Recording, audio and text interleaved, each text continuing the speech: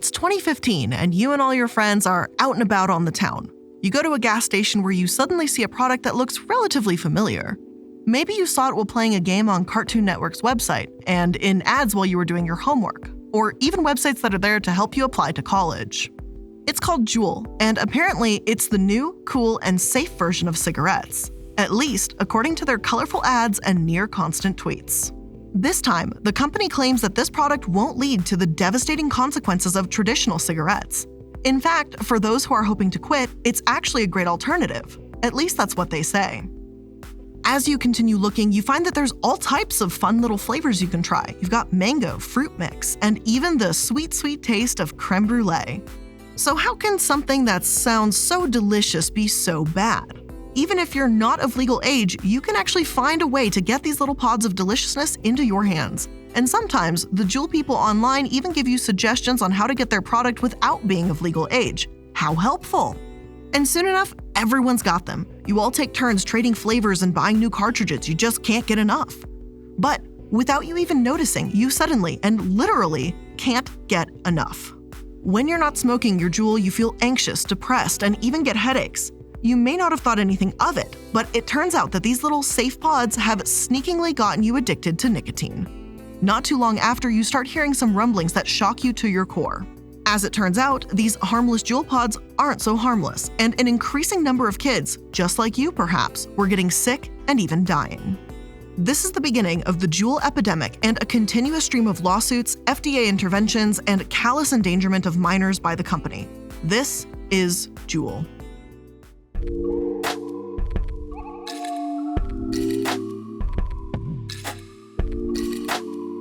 Hello everyone, and welcome to the Corporate Casket. I'm the iilluminaughtii, and today we're talking about one hell of a doozy, JUUL. Some of you may have heard that the FDA has officially ordered the infamous JUUL to take its products off the market. But how exactly did we get here? How did something that seemed so big and so untouchable suddenly get ordered to close its doors? Well, it turns out there's a lot to the story, so buckle up kiddos, because we're in for one hell of a ride.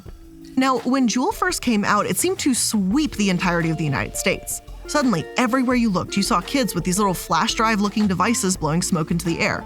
And when I say kids, I'm not saying that just like, oh yeah, you kiddos, and just generally speaking to younger teenagers or people in their early 20s. I'm talking literal children. Though the founders of JUUL deny it to this day, their product was adamantly promoted to children, and they did this by using a very similar strategy to their predecessors, Big Tobacco. We all know that kids love playing games. They go on the kid-friendly websites that parents often approve of because, hey, what could go wrong? And they play their little SpongeBob games or fashion design experiences to their heart's content. The thing is, the advertisers know how much these kids love these games and websites too, so they take advantage of that. They throw in pop-ups or banners around the website that are brightly colored and spike in interest. JUUL was one of these such companies. Soon after the release of its product, they started to massively promote the new vaping flash drive-looking device on websites like Cartoon Network and Nickelodeon.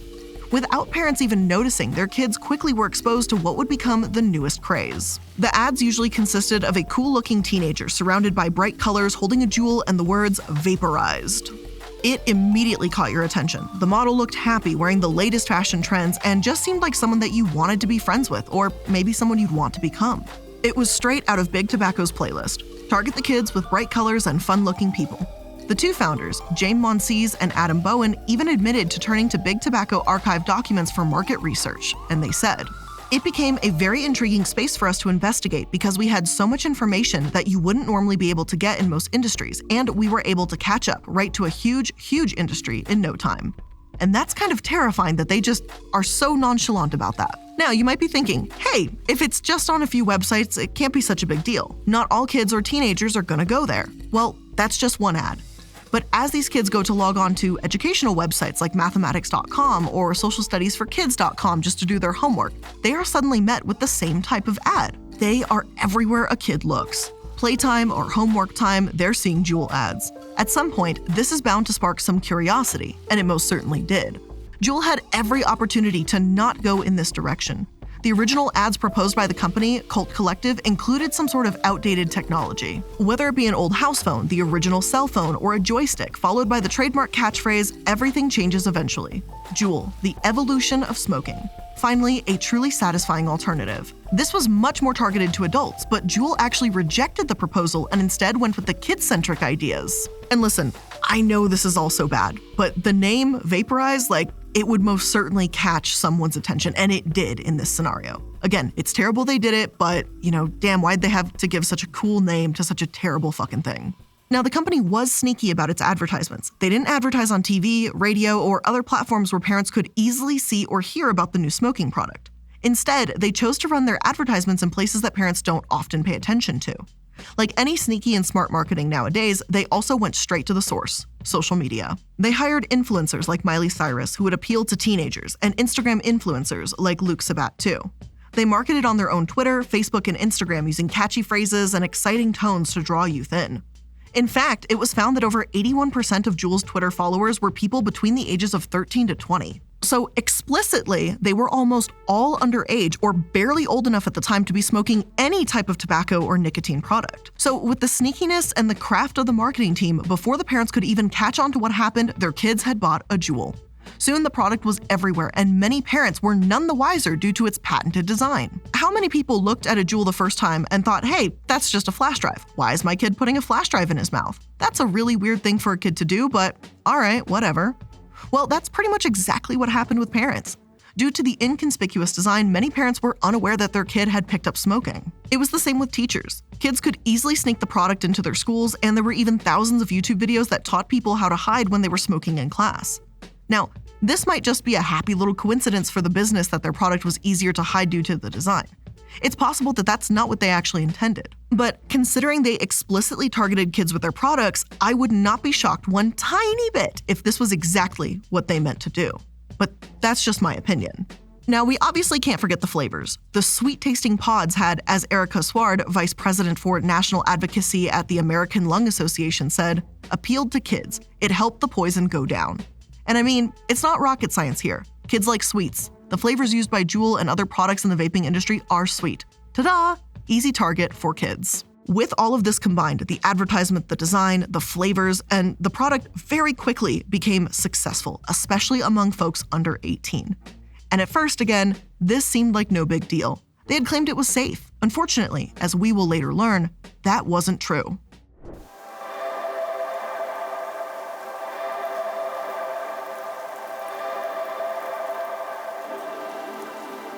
Now, I know we're all a little jumpy when we hear the word that ends with demic at this point, but stay with me because we can get through this together. Now, Lisa Marie Vale's son Daniel was only 18 years old when he tragically passed away. He had been using JUUL since he was just 15 years old. Since then, he had developed uncharacteristic mood swings. He even threw a mini refrigerator from the top floor of his home because he couldn't vape. When he was only 16, just after a year of smoking the infamous product, Daniel suddenly developed severe breathing issues, something he had not experienced since he was a child, according to his mother. When he went to the hospital, his mother says he was so addicted to JUUL that hospital staff affixed nicotine patches to his skin throughout his hospitalization. 2 years after this hospitalization, he died. The distraught Lisa Marie eventually sued JUUL for her son's wrongful death. Unfortunately, Daniel was not the only teen that would tragically lose his life after being sucked in by one of the targeted ads JUUL swore it didn't aim at teenagers and children. His mother's lawsuit is far from the only one too. Over 2,000 lawsuits have been filed against the company, citing instances of seizures, lung injuries, and strokes. JUUL was introduced to the world in 2015. Only 3 years later, the FDA commissioner officially announced that teenage vaping was an epidemic. What started off as 2 Stanford design graduates looking to build a company based on their thesis quickly became a nightmare for parents and the general public. While technically speaking, e-cigarettes are less dangerous than the traditional cigarettes, they are not without their own risks. Scientists quickly discovered that while e-cigs weren't delivering tar to the lungs like their traditional counterparts, they were introducing formaldehyde instead. Like in the case with Daniel, e-cigarettes have been repeatedly linked to breathing issues and negatively impacting the cardiovascular system. Then there's the nicotine issue. Now, how were all these teens getting so addicted so quickly that they were literally throwing mini fridges out of windows when they couldn't get their fix? As it turns out, the product had been carefully crafted to deliver the same or even more nicotine to the user than all of their competitive vapor products. In fact, JUUL even bragged about this, saying in a press release a few months before their official release, JUUL is now the only alternative smoking product that delivers a nicotine experience truly akin to a cigarette, with 2 times the nicotine strength and 3 times the vapor quality of leading competitive products. And you heard that right, 2 to 3 times the amount. But with the design of their product, the consumer actually ended up taking in more nicotine than they would with traditional cigarettes. See, the scientists had developed something called nicotine salts. This, along with the design of the product, made inhaling nicotine much easier. This means that people would puff on their vape far more than they would the average cigarette. It wasn't hurting their throats as much on the way down, so the more puffs you get, the more nicotine is being delivered into your system, and voila! Quick and strong, vicious addiction had been developed. Of course, the sweet and gentle flavors didn't help either. Gone was the awful taste and smell of your average cigarette. It was much easier for people to smoke something that tasted good and didn't leave a disgusting smell on you or your clothes. And just to have a moment here to digress, and I know I don't talk about myself too much, but when I was turning 18 years old, the big thing to do when you turned 18, which this makes me sound so old, but it was to buy a pack of cigarettes. And at the time, I distinctly remember these. I think they were called Camel No. 9s, and they were black and pink. And I thought they were the coolest packaging on planet Earth, and I knew I had to try it. It was that, and then there were these other ones that I think were called Camel Crushes, that you would crush the end of it or something. You could feel like a little ball in there. You crush it, and then it tasted really minty and smooth. I remember I knew friends that had just turned 18 and stuff like that, and they were like, oh yeah, we tried this. This was amazing. You gotta try it. So obviously, it was literally the day I turned 18, I went to a 7-Eleven and I purchased a pack of each. Granted, as I found out, I don't enjoy smoking, which is probably better for me in the long run, obviously. But I tried it, and it was the cool thing to do. I felt that that's what every young person did, is you try those Camel No. 9s or those Camel Crushes, and that's what you do. So I totally get the peer pressure around JUUL too when everyone's doing it. It's the new thing. I get it. And if JUUL had been around while I was in high school or in a more impressionable stage in my life, I know, with 100% certainty, I would be one of the people who also picked up a JUUL and probably became addicted or possibly even hurt myself. But back to the topic at hand here. Just like that, thousands of teens were suddenly addicted to a substance that actually made it more likely for them to pick up a traditional cigarette and put them at severe risk for future health risk. Soon, this would have disastrous consequences. In a 2019 report released by the CDC, they found that 5 million American middle and high schoolers were e-cigarette users. These numbers were almost unprecedented within the last 2 decades after the discovery of the health implications of traditional cigarettes. According to the CDC, only 1.9% of high school students smoked cigarettes at the time, while 11.3% smoked e-cigarettes. That's a stark difference. In the United States, CDC data reports over 2,800 hospitalizations due to lung injury, and of those 2,800 hospitalizations, 68 died. These are statistics that no one expected and would quickly become the beginning of the end for JUUL.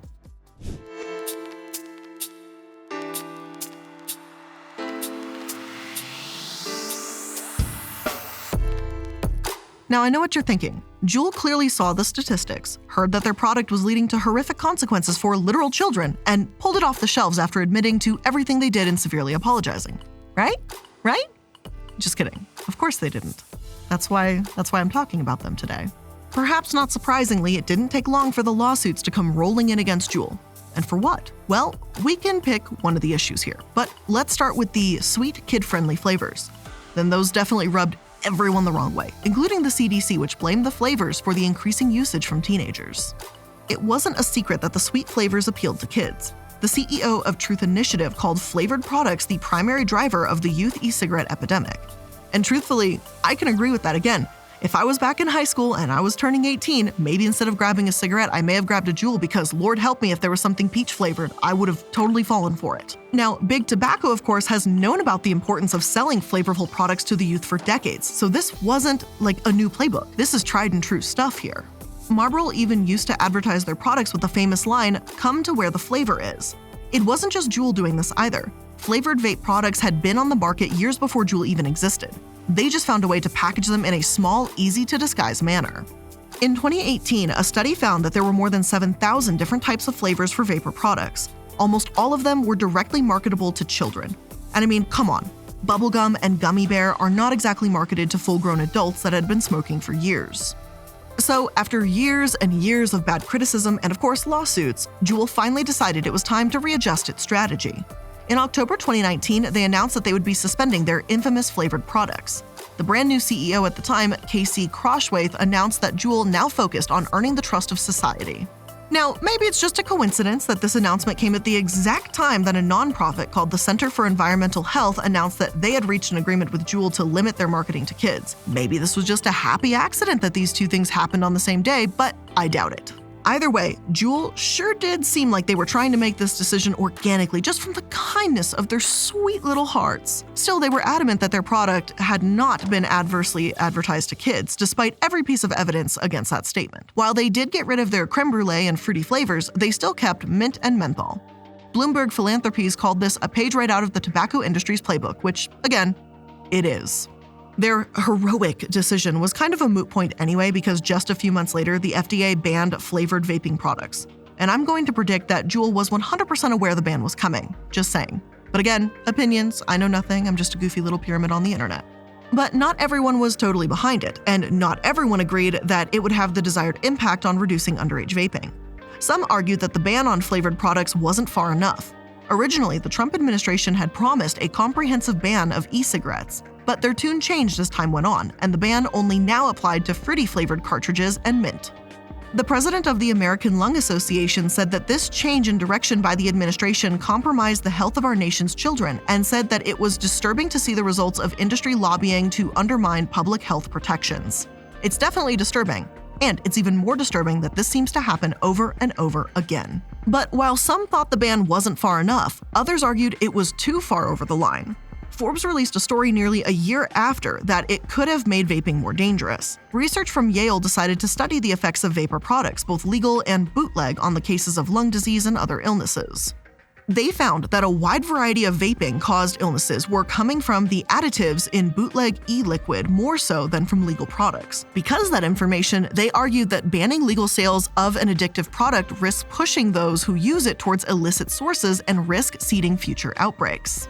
Instead, they suggested re-legalizing the products but placing them under strenuous testing and regulations to ensure their safety. That's not exactly the direction we're going in, but even with this in mind, flavors weren't the only thing that had landed them in hot water. Their advertisement strategies started coming under fire too.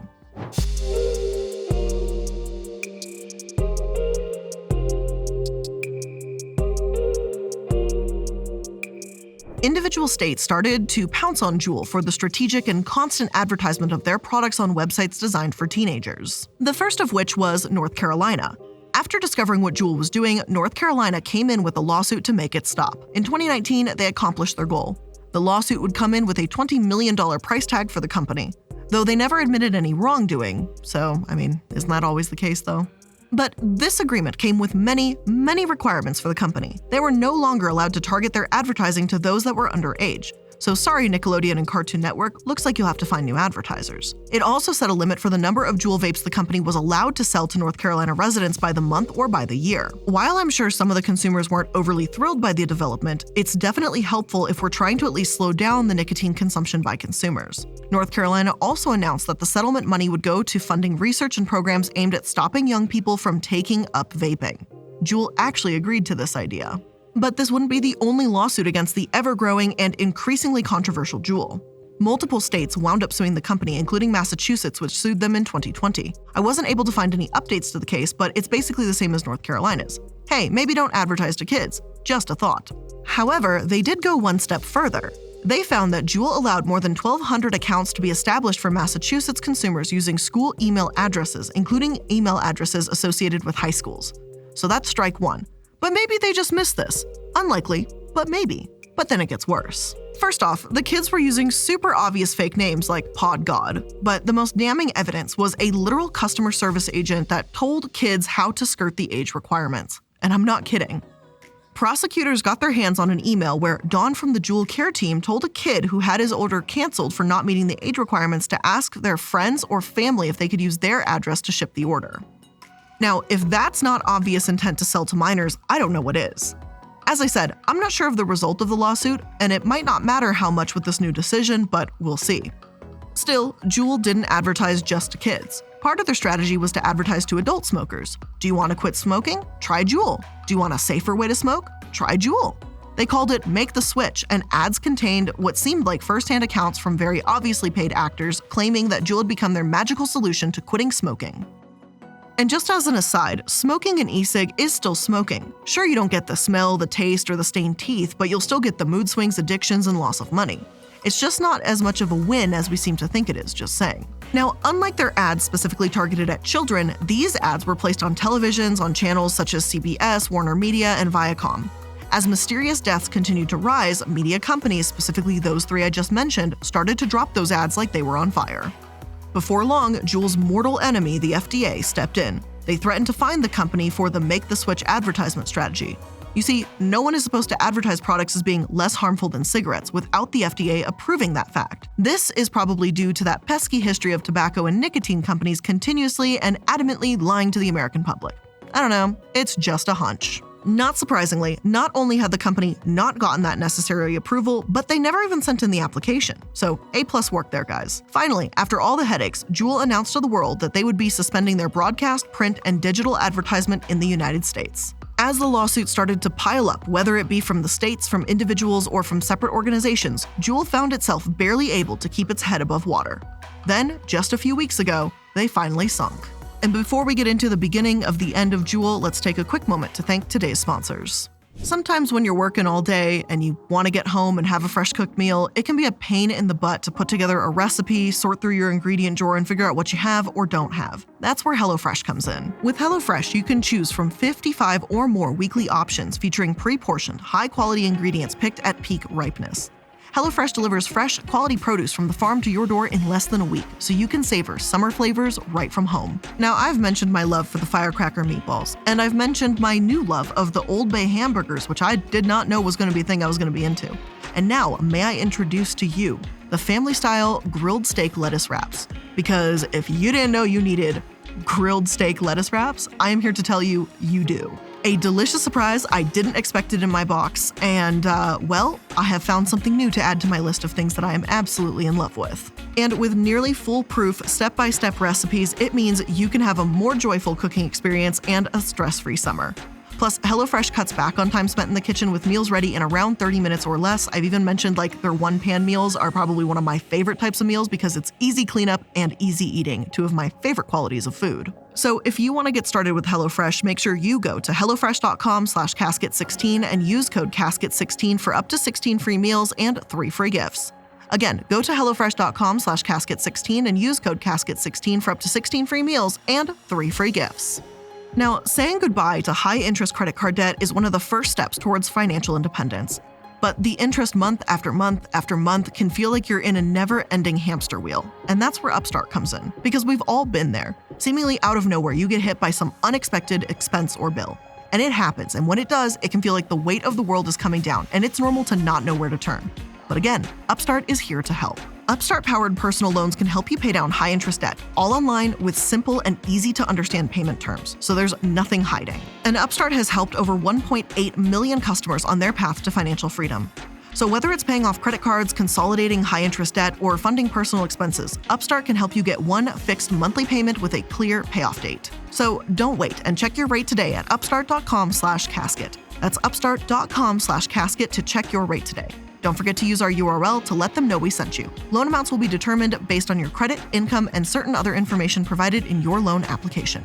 Make sure you go to upstart.com/casket.